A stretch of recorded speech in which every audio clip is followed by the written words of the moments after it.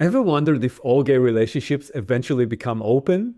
Or maybe you've heard that open relationships always end in disaster. Whether you're dating someone right now or not, when you understand what's real and what's not about open relationships, you can make better choices for yourself.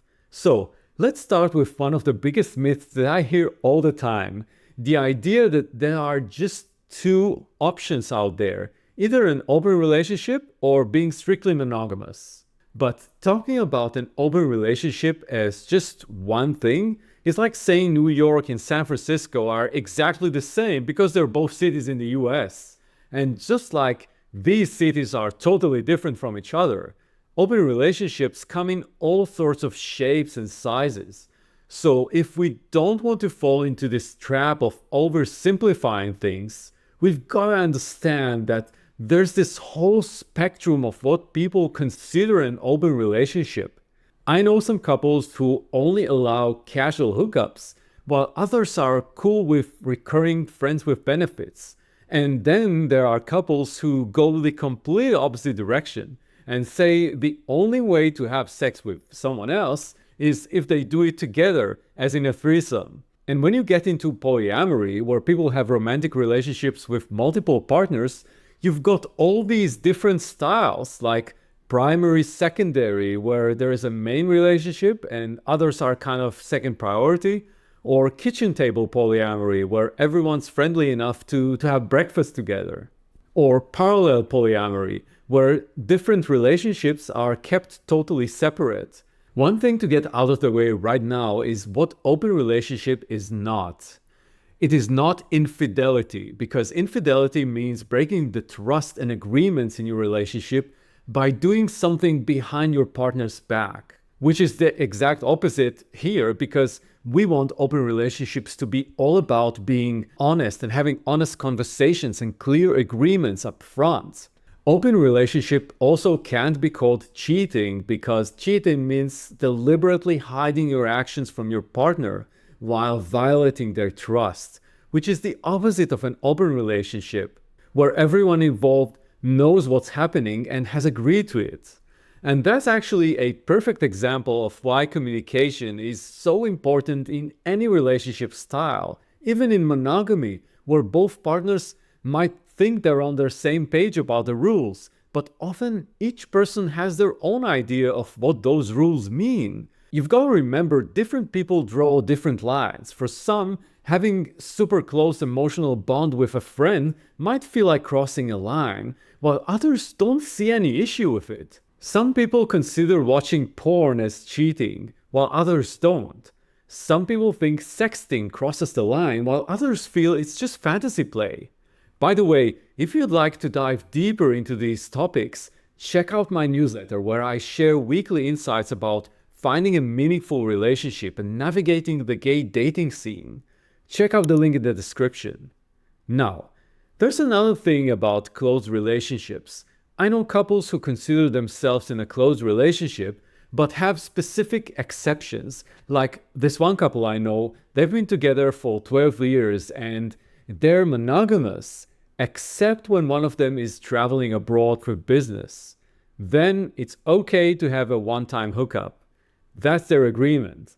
Another couple I know is fine with making out with others at clubs, but nothing beyond that. And then there are couples who are monogamous, but have an understanding. Maybe one partner has a certain need or fantasy that the other can't fulfill, physical or emotional. They decide it's okay to explore that specific thing with others, because at the end of the day, you've got to ask yourself, just because your partner can't fulfill each and every need or fantasy, does it really mean the relationship isn't working or isn't worth keeping?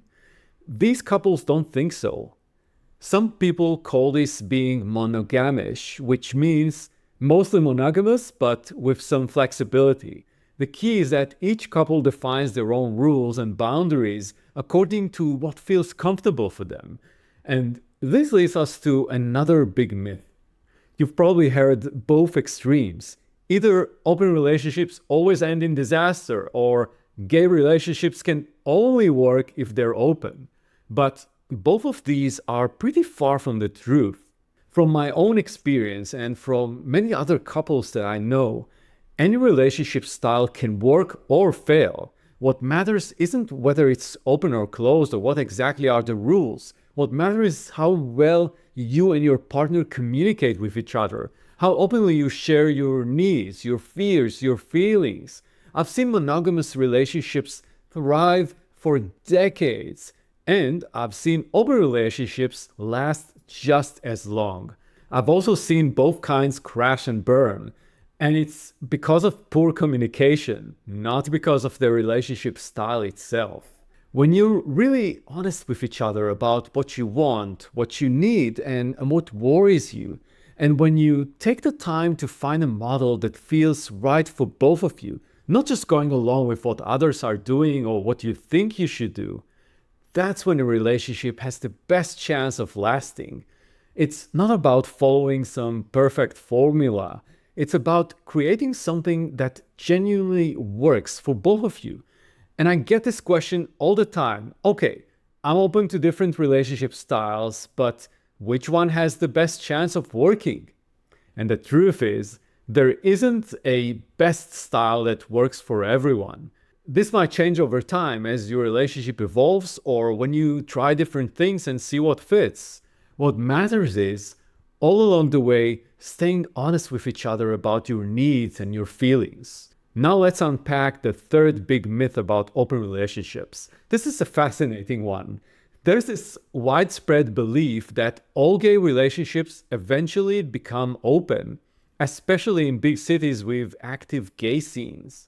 The logic is simple. You've got two men, and two men are biologically wired to want a ton of sexual partners, so when it's two guys together, of course they'll end up opening things up. And since we're already living outside conventional norms, why not throw monogamy out of the window too, right? Well, here's something that might surprise you.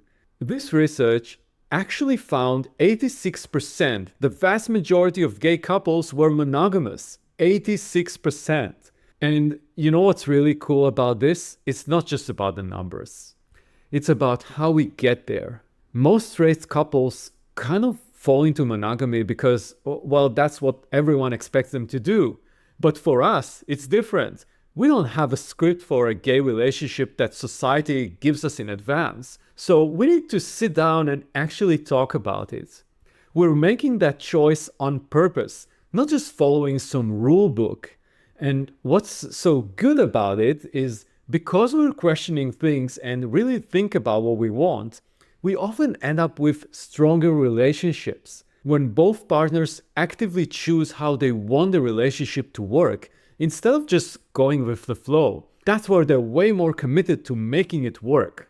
So remember, the next time someone tells you it has to be this way or it never works that way, you'll know better. There are as many ways to have a successful relationship as there are couples out there. What really matters is having those honest conversations and understanding that there's no one right way to love. If you found this helpful, be sure to like and subscribe. This really helps bring this message to other gay men who might need to hear it. Love you all.